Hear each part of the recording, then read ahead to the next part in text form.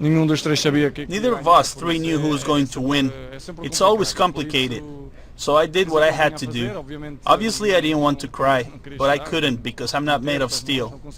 Like I've said previously, there are true tears and I'm very happy.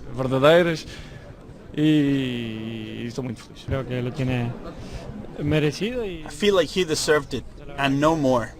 Honestly, it's just a prize to be here. To be among these three, it's important enough.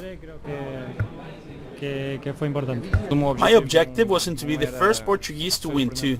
I want to be part of the history of the world, not just Portugal, which I already am. Even if I didn't win, I'm already there. My objective is to create a beautiful page in the history of soccer as being one of the best that has ever played. That's my objective. That's what I'm marching towards.